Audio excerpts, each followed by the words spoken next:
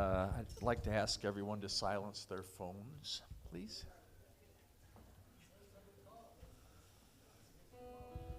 Unless you're expecting a call, you know. Welcome home. We're glad you're here. We'd like to start with an acknowledgement of the native lands we are on. The Eureka Center for Spiritual Living acknowledges that the land on which we gather is the ancestral territory of the Wiyot peoples. This territory extends to the communities through most of Humboldt County, and we honor the Wiyot peoples today. Hope.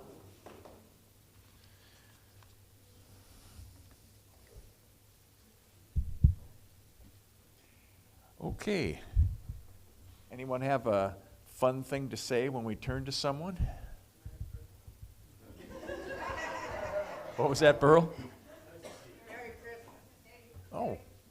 I love you. Aw, Merry Christmas, I love you. That's nice. So we'll say the first part together, then we'll turn to somebody and say, Merry Christmas, I love you. We are a welcoming community where the vibration of love lifts us, the wisdom of the ages inspires us, and the science of mind teaching empowers us. Merry Christmas, I love you.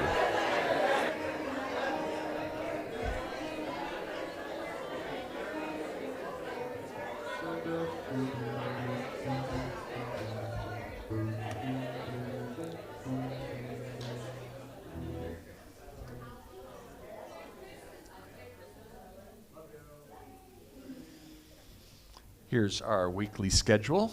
Let's take a minute to soak it in. Yeah, a little quiet this week, Tuesday and Wednesday.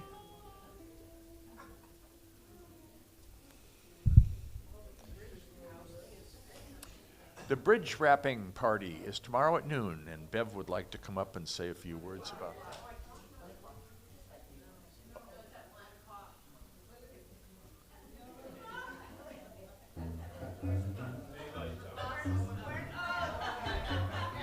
Bev will straighten that out. Hello. The wrapping party tomorrow is at 1 o'clock.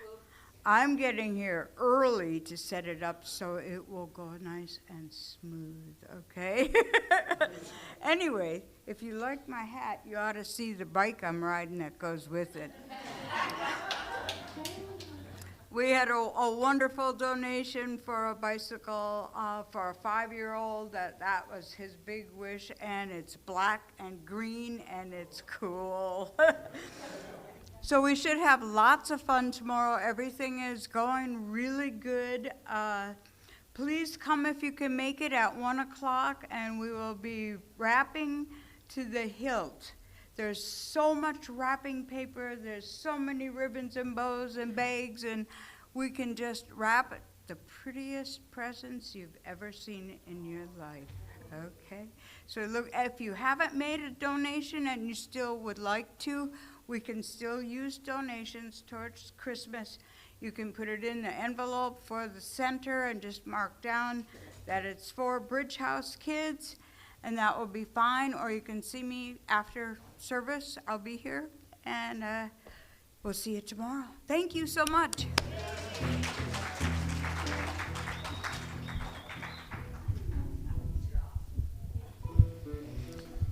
I can't help but think that when the kids see the bike, they'll go, I didn't know you could ask for a bike. All I asked for was a t-shirt.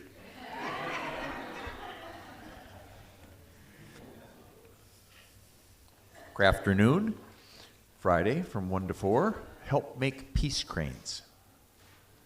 And that'll exercise your brain making those things. Let me tell you, it's a lot of fun, so come and join the fun. You were invited to a potluck Christmas dinner on Christmas at 1 p.m. Bring a gift to exchange. Please sign up at the side table. And it's not a white elephant. It is not a white elephant, meaning a nice gift. And it's not going to be one of those things where people can steal the gifts, right? Oh! Well, it's your call. The men's group, men's support group, is meeting in person. Next meeting will be Saturday, the 28th, from 3 to 5 p.m. right here.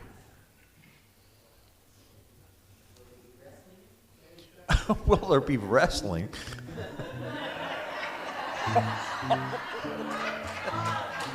Yes, there will be wrestling, Donna. Thank you for pointing that out.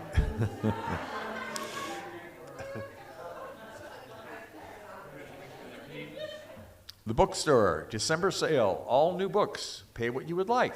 $5 minimum suggested for most new books. Used books are 50% off the tag price. Cards are 10 for $1. Such a deal.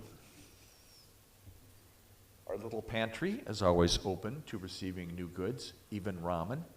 Individual servings, please, non-perishable. You can see what's up there, what we need.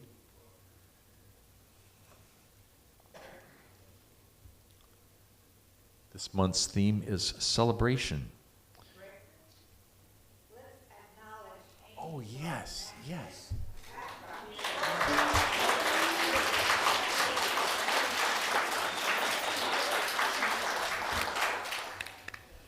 When I saw it, I said, Amy outdid herself this month. And Jackson said, that's what I said. And Ari said, that's what I said. So she really did outdo herself.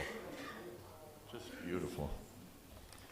Somebody might be joining us coming down the chimney a little later on.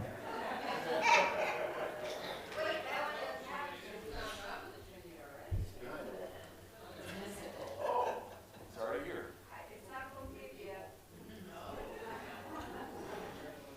Now, Angelica, is your topic today a journey? Yes. A journey. Well, this reminds me of a story I heard when I was in Catholic school in first grade, and it baffled the heck out of me. The nuns told it. And it had to do with frogs who did not want to get wet. And that's, as soon as they started that, they lost me because, what? I lived in Minnesota. Frogs love to get wet. They live in ponds. They live in lakes. When it rains, they come out in droves and cross the road, try to cross the road. So the story went like this, and I'm changing it to 3 brothers. Okay, boys, because frogs doesn't make sense. So 3 brothers have a wonderful day planned. They're going to go to the ice cream store and get ice cream cones, and then they're going to go over to their friend Freddie's and play video games all day.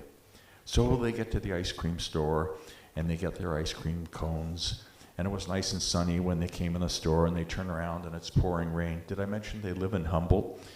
And so the oldest one says to the little one, run home and get us a couple umbrellas. The little one goes, why me? He goes, you're fast, you're small, just make it quick. The little one goes, well, I'm not going to go if you eat my ice cream while I'm gone. I go, we won't eat your ice cream, just go. So the little one goes around the door, and the 2 start licking their ice cream cones, and they finish their ice cream cones, and time's going by, and where is he? His ice cream cone is melting, and they go, oh, to heck with it, it's going to melt, let's just eat it. The little kid pokes his head in the door and goes, I'm not going to go if you eat my ice cream. So while you contemplate the metaphysical applications of that, I'm going to welcome up one of our practitioners, Edward Waples, who is going to be accompanied by Jackson.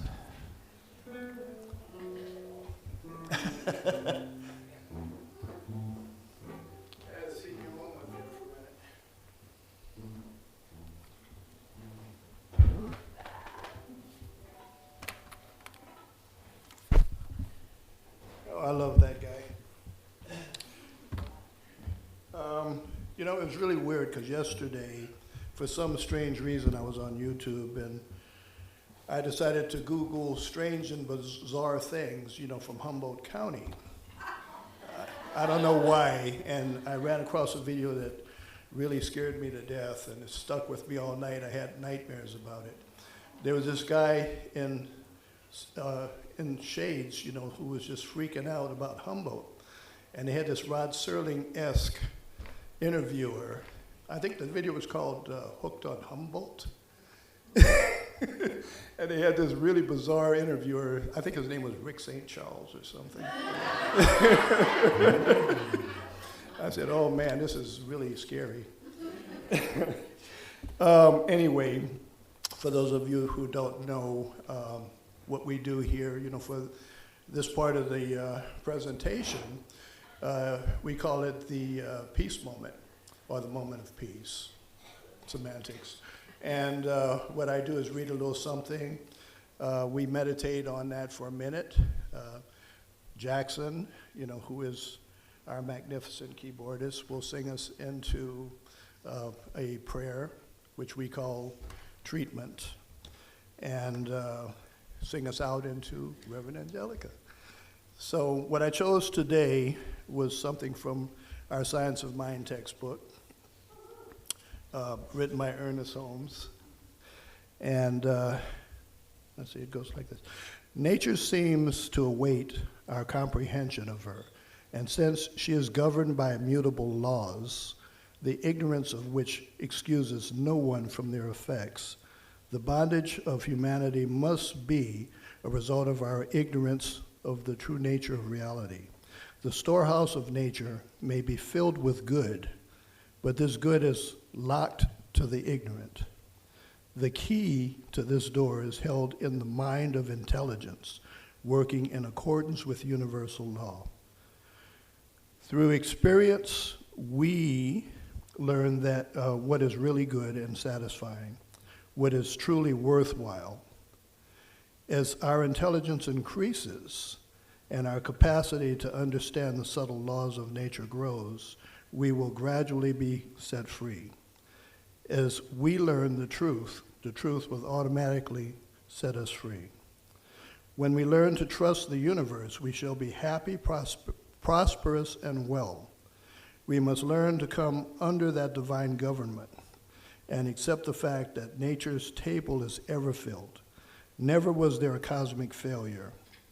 The finite alone has wrought and suffered. The infinite lies stretched in smiling repose. God is always God. No matter what our emotional storm or what our objective situation may be, there is always a something hidden in the inner being that has never been violated. We may stumble, but always there is that eternal voice forever whispering within our ear, that thing which causes the eternal quest, that thing which forever sings and sings.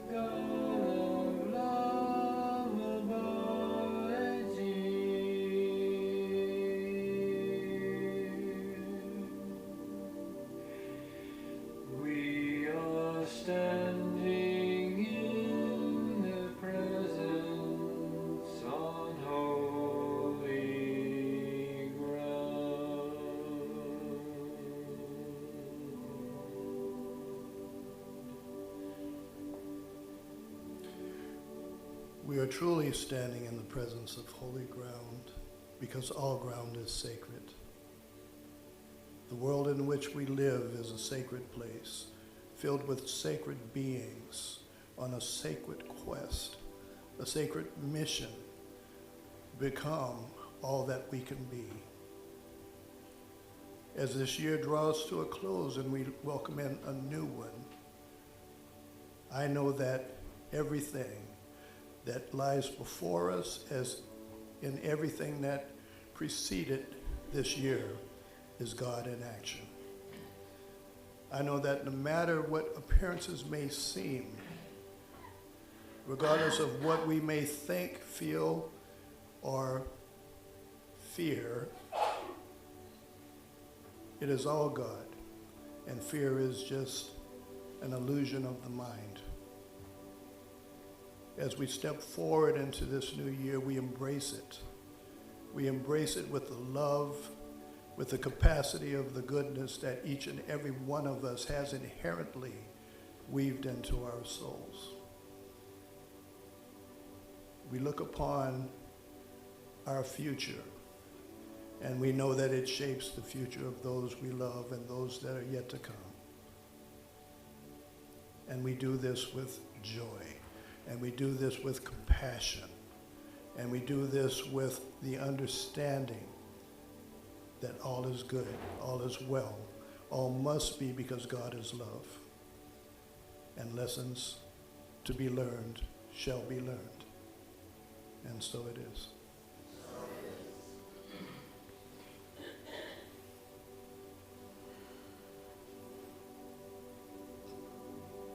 When I walked in the room, I sensed the presence,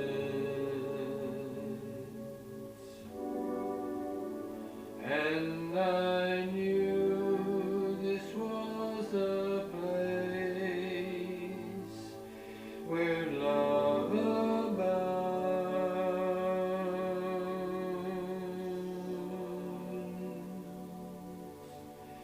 Oh, this is a temple, the God of love abides here.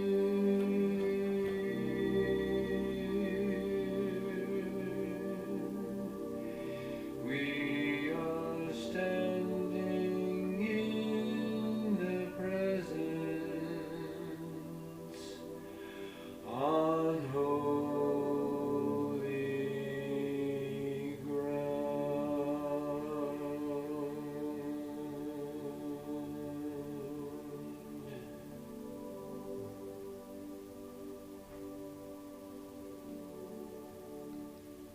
Thank you, Jackson.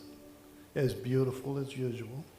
I would like to welcome, if I can now, one of our most sacred portions of God, our distinguished minister, Reverend Angelica.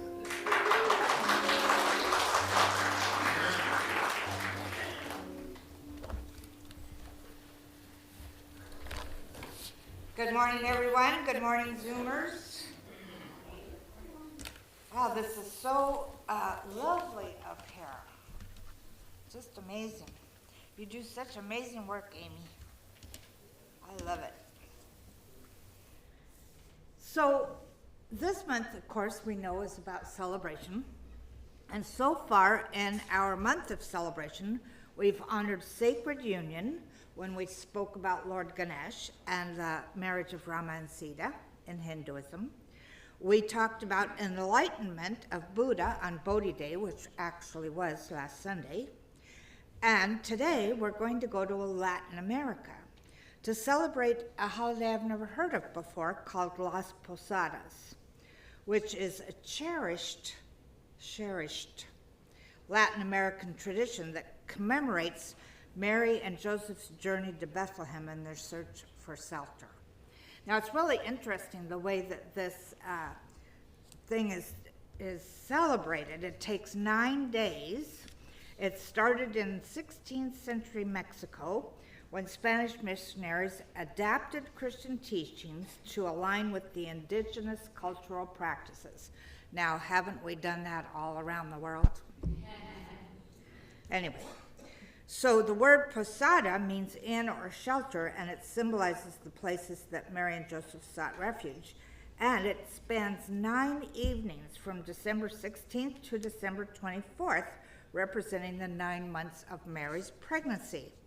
So it goes like this.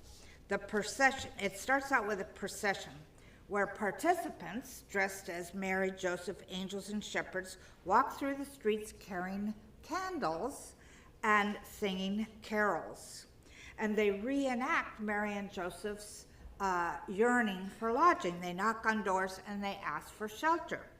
And at each stop, they're initially denied shelter, of course, going along with the story, but eventually one opens their doors, symbolizing the act of welcoming strangers in need. And there's a song that they sing as they go through the towns doing this procession. I do not know what it is. I couldn't find it. Nor would I have sung it for you. But the song has those that are outside pleading for shelter and those that are inside responding to it. And it ends real joyfully when the host recognizes the holy travelers and welcome them in. And so once inside, it turns into a real joyful celebration with prayer, food, music, and games. A traditional piñata, often shaped like a star to symbolize the Star of Bethlehem, is a highlight for the children. And the traditional foods and warm beverages are shared, fostering a sense of community and gratitude. I thought, boy, that sounds like fun. You know? It reminds me years ago when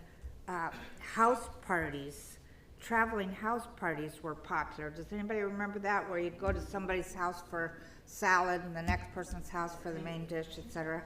I'd like to do that one of these days. I think that would be fun. So I've told you a story with each one of these holidays, and I'll tell you another one. So, long ago in the humble town of Nazareth, a young couple prepared for a journey that would change their lives forever. Mary, a gentlewoman chosen by God, was with child, a miraculous child. Joseph, her husband, was a kind and faithful man who had pledged to care for Mary and the unborn baby. Now, their life wasn't really a happy one at this time. One was they had been engaged but not married, so they couldn't do it yet. But Mary was pregnant. And so everybody in the town, as they discovered that Mary was pregnant, this particular thing was stonable. You know, she could get stoned, and so there was a lot of strife going on. And then the news arrived that the Roman Emperor Augustus had decreed a census. Everybody was to travel to their ancestral hometown to be counted. For Joseph, this meant a journey to Bethlehem, a small town in the hills of Judea, as he was of the house of David. This road was long and arduous. Mary, heavy with the child she was carrying, rode on a donkey while Joseph walked alongside, guiding them. The journey on foot or with a donkey, and I looked this up, would take 4 to 7 days. Now, in that TV show called Mary that's on Netflix right now, they talked about Joseph choosing a path that was much different than the one that normal people would take, so that Mary could still be protected. So considering the terrain and the rest stops that they needed, etc., they were winding through rocky paths and barren landscapes. And at night, it would have been really cold. And I can just imagine them huddling together and being faithful people, whispering prayers of hope and strength. And as they neared Bethlehem, the town was alive with travelers, all seeking shelter. Joseph knocked on door after door, asking for a place to stay, and each time the answer was the same: there's no room at the inn. Mary, beginning to feel the pangs of labor, clung to Joseph's arm, and with every rejection, Joseph's heart ached, but he pressed on, trusting that God would provide. Finally, one kind innkeeper, seeing their desperation, said, "I have no room inside, but you can stay in my stable." And though it was a humble shelter meant for animals, Joseph and Mary accepted with gratitude. And that night, in the stillness of the stable, surrounded by the soft breath of cattle and the faint glow of a lantern, Mary gave birth to her son, Jesus. She wrapped him in swaddling clothes and laid him in a manger, a feeding trough for the animals. And above them a star shone brightly, as if to announce to the world the arrival of a great light. Shepherds in the fields nearby heard the angelic proclamation of peace and goodwill, and they came to see the newborn child. Though their journey to Bethlehem was fraught with hardship, Joseph and Mary found comfort in knowing that they were part of a divine plan. Their faith carried them through the trials, and the birth of Jesus brought a message of hope that would echo through the ages, that's still echoing through the ages. So let's look at this story from the metaphysical. Now, when you look at the celebration that happens, it's all about compassion, and it's about hospitality. It's about welcoming those in need. And it also reflects the faith and the perseverance and the trust that Mary and Joseph had as they went on this journey. So when we look at this journey of faith, we realize that their journey is a metaphor for our journey. All of us found this teaching somehow, or earlier found other teachings, etc., and they begin to work for them. And so I thought about, in this journey of faith, how often do we seek shelter? How often, I mean, not just physically, but emotionally and mentally and spiritually. And how often do we find ourselves relying on faith to guide us through whatever it is that we're going through? Some of us hang on to that thing that we're going through like it's some sort of precious thing, and we carry it for years and years and years. And then suddenly we realize, oh wait, I can let this go now. I can use what I know as the power of God, or we might say the power of love, to move beyond where I've allowed myself to be. And it is definitely a journey of faith. I know every time I've ever wanted to manifest anything in my life, I've had to let go of all the stuff in my own head that say, yeah, right. Or the people around me that are going, well, here's the thing. Recently I've noticed how much people are willing to tell you why it won't work. And then I realized, well, that's been happening my whole life. But I didn't really pay that much attention to it until it became such a huge part of the collective consciousness. And so when we're on this journey of faith, we really have to honor where everybody is. So if somebody says, oh no, you can't do that because, I honor them for their belief, but it's my belief that counts. Because they say it won't work, doesn't mean it won't work. It only will not work if I believe it. So we're all on a journey of faith. We're all on a journey of belief. The other thing about this celebration is that idea of hospitality and compassion. And so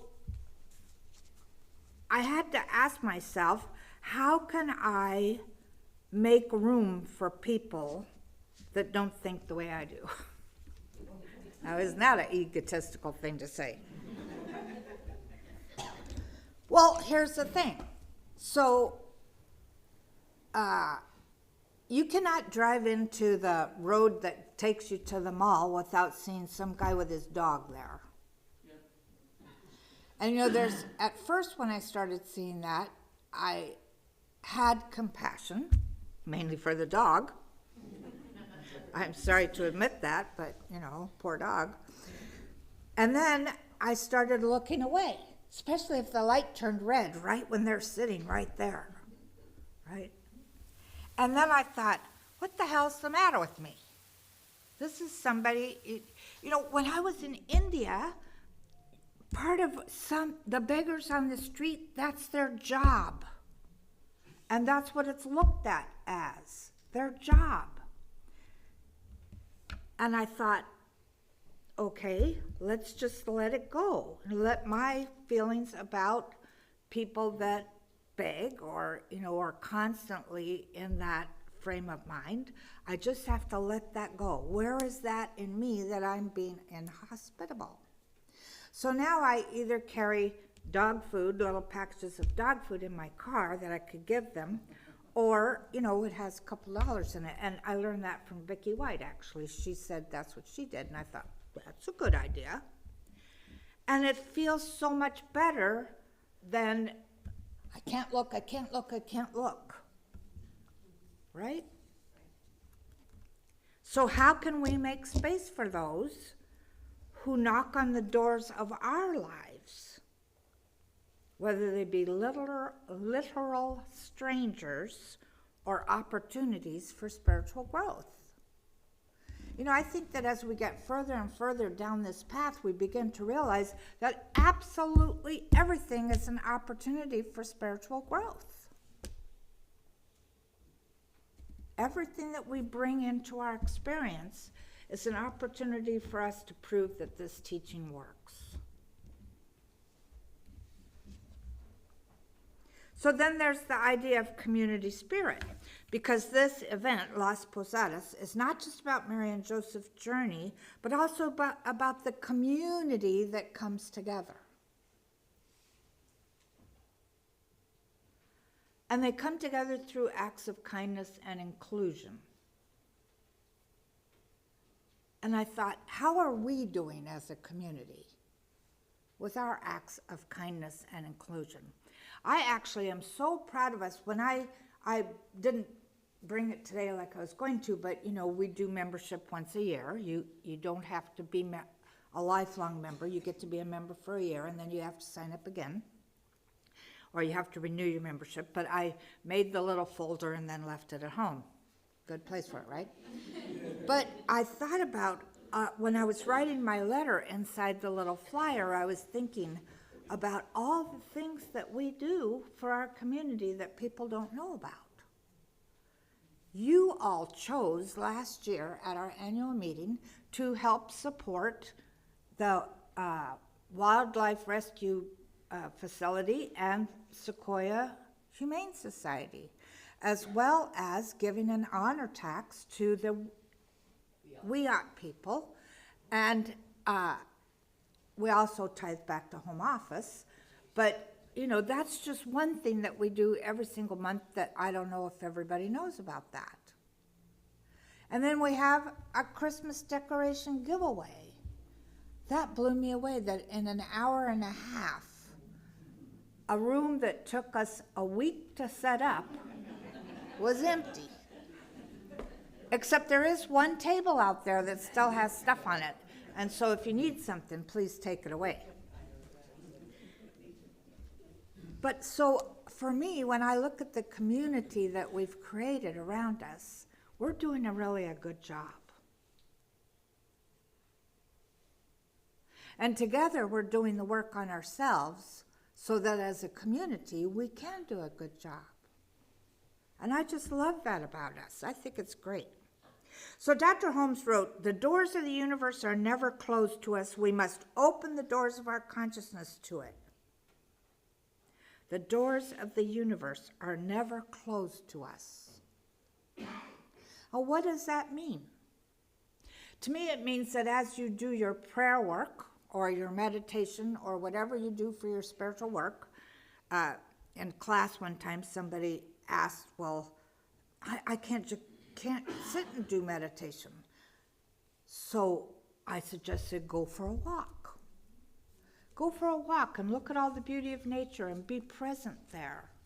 You know, you can make anything spiritual, a spiritual practice. Brother Lawrence, a famous Catholic priest, found a lot of his inspiration in washing the dishes. A lot of us have dishwashers now, so they could do that for us. But, I mean, think about that. You know, what he liked about it was the warm water and the bubbles and, you know, the idea of cleaning the dishes for his monastery, etc. Maybe an experiment we could do this week. I know you're all busy with Christmas stuff, but here's an experiment. You could take something about this week that you don't like. Maybe it's too many people in the stores. You know, I don't know what yours would be. But you could allow yourself to experience it, thinking about how that is a door of the universe that's never closed to us. And see what sort of insights come to you. See how it feels. You know, I've been talking about us walking in an atmosphere of peace or an atmosphere of love. And remembering that if we think about ourselves in a quantum way, then the energy that we're radiating is touching untold numbers of people. And maybe somebody is not feeling real good about something and you walk by and suddenly they're touched by your feeling of love, this loving, compassionate energy that you're radiating, and they take a breath and they start to feel better. It's amazing what we can do if we believe that we can do it. And when you look at this journey of Joseph and Mary, I mean, think about it. She's an unmarried girl. Something appears to her and says, you're going to have the Prince of Peace. You're going to have a baby. But I'm not married. How could I do that? I'm a virgin. God's ordained this. So she could have either really suffered through that, or she could have said yes, which she did. And even in the things that she went through, she had a sense of faith that everything would work out. Absolutely everything would work out. So when we're doing this, using this idea as an invitation to reflect on our capacity for faith and welcoming and inclusion, etc., what we might when I looked at these ideas, I thought, who are we turning away from us? And why are we turning away from it? And I thought about this and I thought, maybe what we need to do is open ourselves up to a radical sense of hospitality. And you know who I want you to be hospitable to? Spirit. I think there's still a part of us that think that it's out there somewhere looking down on us. And the truth is, it's in here. It's in every single cell and atom of every single body sitting in here, of every single thing, animate or inanimate. It's all spirit. How can I be more hospitable to the recognition of that? And I thought about this journey that they made, and I thought, what an element of faith that took. I mean, I've never been pregnant, but, you know, I had a picture. Can you put that picture up there? Yeah. I mean, she's big, right? You know, here's this big, huge stomach, and her breasts probably hurt, and she's riding on a donkey. I mean, they don't have the most comfortable gait, if anybody's ever ridden a donkey. So this idea, and poor Joseph, he's got to walk the whole way. It's like 70 miles. Think of the faith that it took for them to make this journey, even in the uncertainty that they were going through. I mean, you got to realize, in that picture, she's still a virgin. They have not,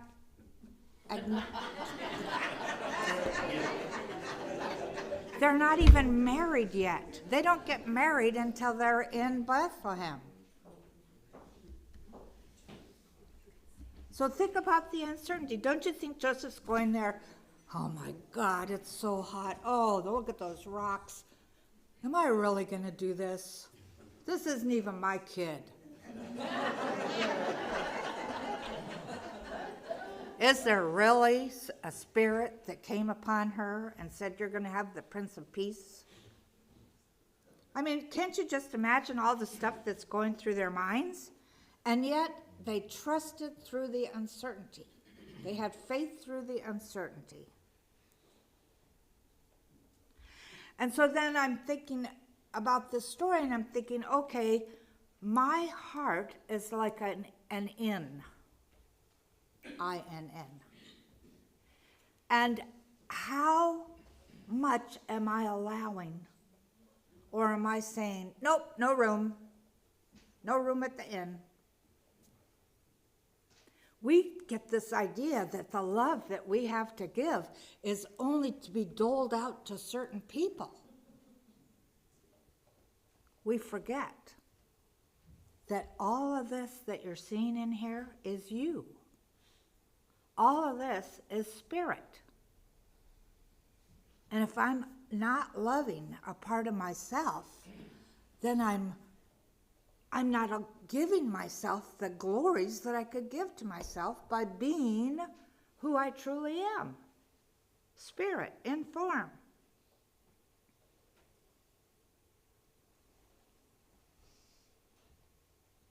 Maybe we need to encourage more compassion. That could be a question that you ask yourself this week. Where am I not being compassionate? Compassionate does not mean you have to make yourself into a doormat. If you open your heart truly and be a welcoming in, then the universe will tell you what to do, when to do it. I think the whole message for me in this idea of this celebration is not only about faith and community, it's about my willingness to listen and act upon what I hear. And to recognize the voice that is the divine voice and the voice that's the complainer. So I invite you this week to really, as we're going through the whole Christmas stuff, let yourself ask, let yourself listen, let yourself be compassionate. You know, I thought about this, about the trip that Joseph and Mary made as well when I was listening to something that was talking about how all the immigrants are going to be rounded up and sent away. And it made me remember when all those children were separated from their parents and how many are still missing. And I thought, this is something I really got to pray about because it pisses me off so bad. Do you know that every single one of us is an immigrant? I mean, even if we're First Nations people, we came in from somewhere, you know? So everybody's going to get thrown in jail?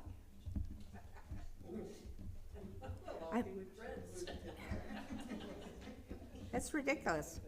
But maybe this is the lesson. Maybe this is the understanding that we need to have, that our hearts need to be open and compassionate and loving and kind to everybody.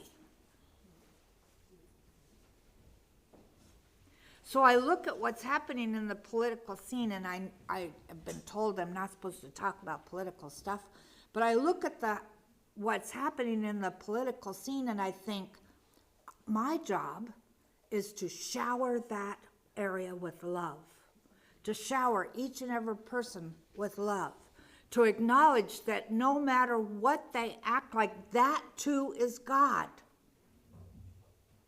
and to keep showering it with love. And you know, when I decided that earlier this week, now the things that I read on my phone or that I'm seeing in various places, I get all kinds of newsletters on the internet. All of a sudden, people are starting to talk about being compassionate. People are starting to talk about being loving. People are starting to know that who we are, and they won't say it this way, but who they are is God, Spirit, love, the energy of love. And so let's go into prayer.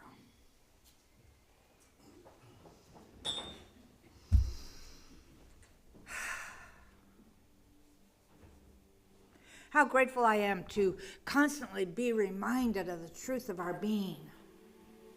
How grateful I am to recognize that there's only one life. That life is divine life.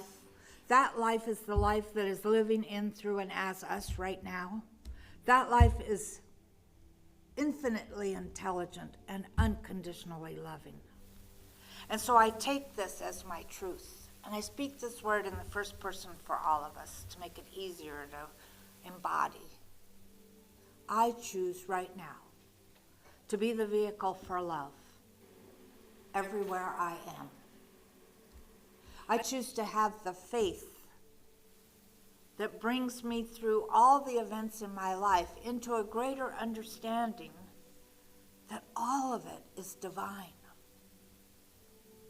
And I choose to say and to create and the idea in my consciousness that something amazing is going on here. So I see amazing things happen around me in my life. I see amazing things begin to happen in our country. I see amazing things begin to happen on our planet. And I know that everything is spirit. There is nothing but spirit. And so as I acknowledge everything as being God in form, it's got to start acting that way in my mind. And I remember that I am co-creating this world around me. So I choose to co-create it with compassion. I choose to welcome in spirit in all of its many forms. I choose to be the one that loves unconditionally everywhere I can. And so I celebrate this as I acknowledge these things in my own heart and mind, and I celebrate it as others acknowledge it. And I know, I absolutely know, that all of this is God. God being the grand overall design. And that grand overall design, or designer, is an energy that is malleable, that responds to our thoughts and our beliefs. And so I believe that we're all on a journey, a spiritual journey. And sometimes it's uncomfortable, but we trust. We absolutely trust that there is something amazing going on here. So with a grateful heart, I release these words, knowing that they are so, and so it is.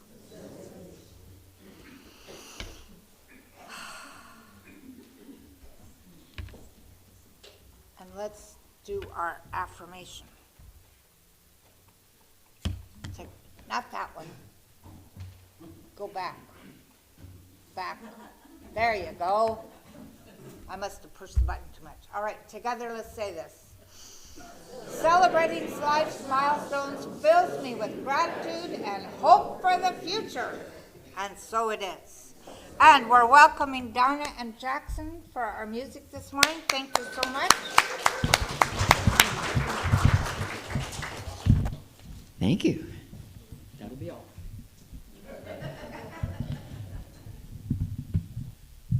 I'm trying to blend with Amy's background here. How am I doing? Doing good, yeah? If she had Velcro, I could throw myself against the wall.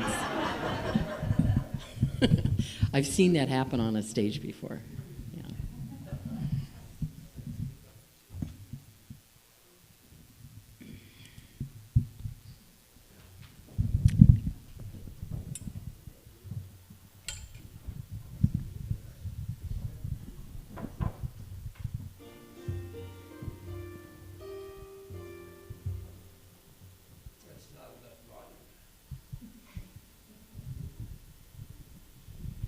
This is a very scientific process.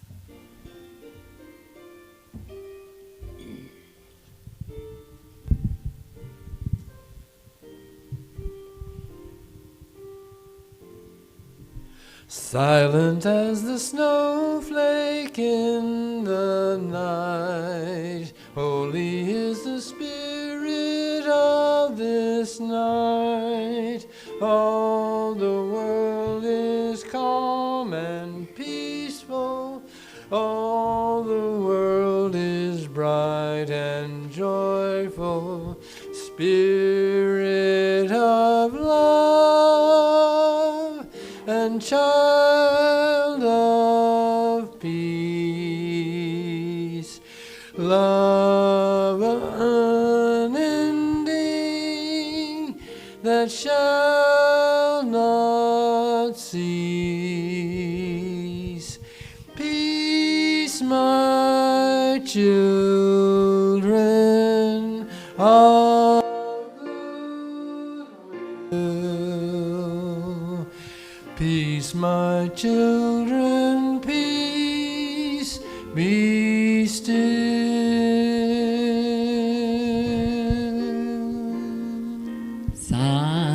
Silent night,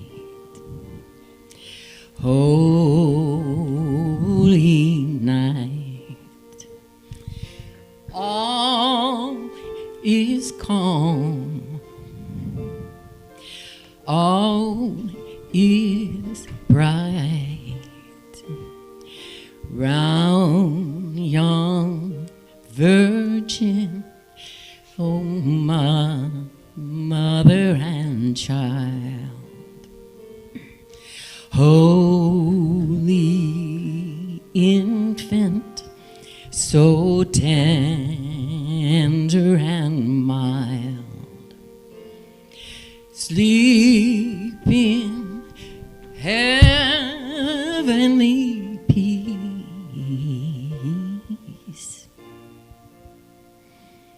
sleep in heavenly peace.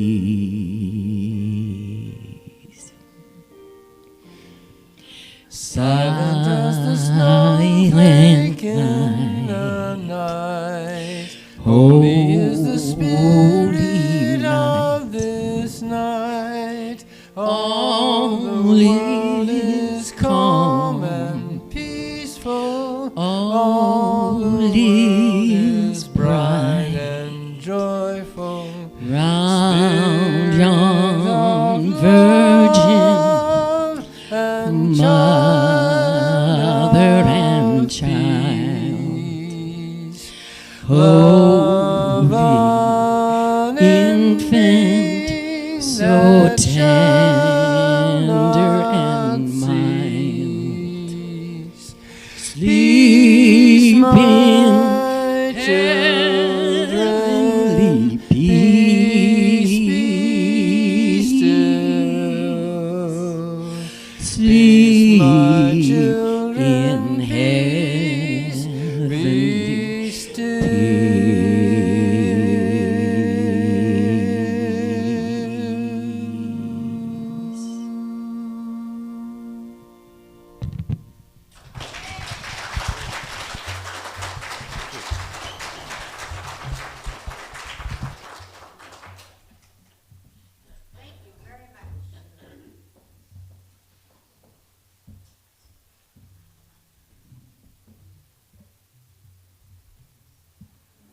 So let's say our affirmation.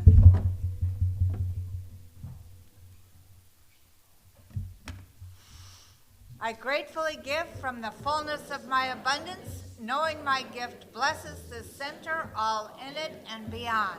And so it is. And before the guys start playing, I wanted to mention something to you. Next Sunday is Christmas Sweater Sunday, just in case you want to have some fun with it.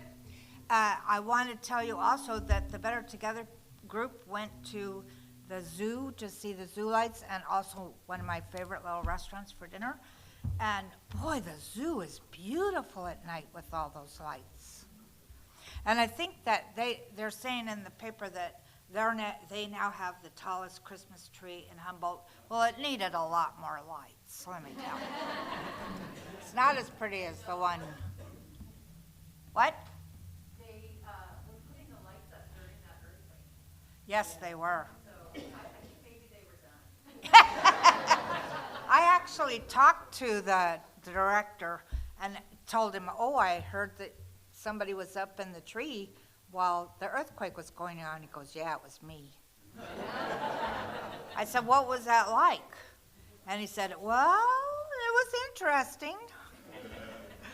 But he said it was a safe place to be, though, which I thought was pretty interesting. So let's do it. Go for it, guys.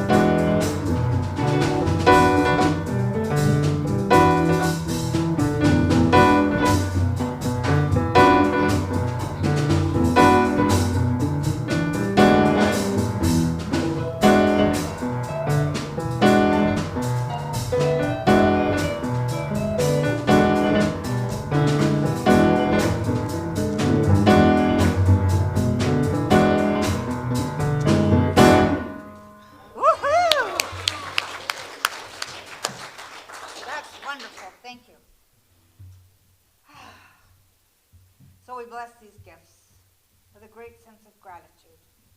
We acknowledge that the universe is our source, and we are so grateful to be able to be part of this law of circulation. I know that the center is blessed by these gifts, as are all the places we use the money. And so we acknowledge once again the great abundance of life, and so it is.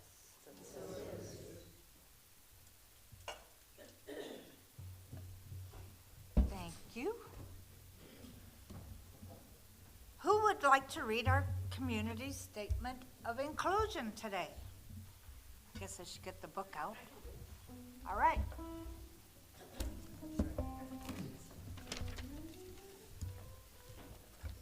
Let me find it in here.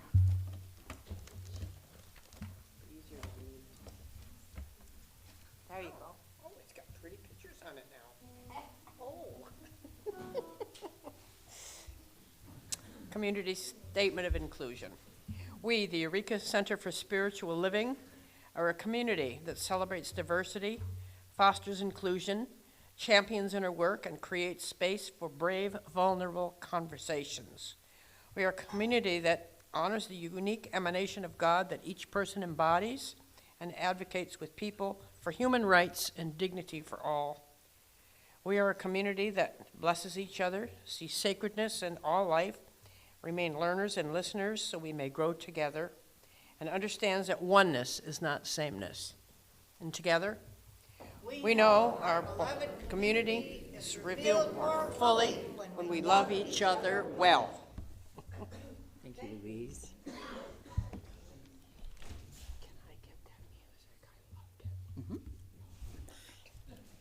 She always whispers to me when. Please stand and join us in a circle. Louise, ask for Jackson. Jackson has all this beautiful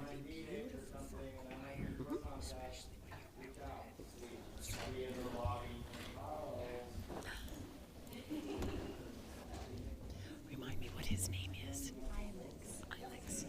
And I would like to acknowledge the good job Ilex did today in junior class with Rose. He said she did a good job. Thank you, Ilex. And I love the fact that our junior church is coming back. Yay. Ilex for president. Ilex for president.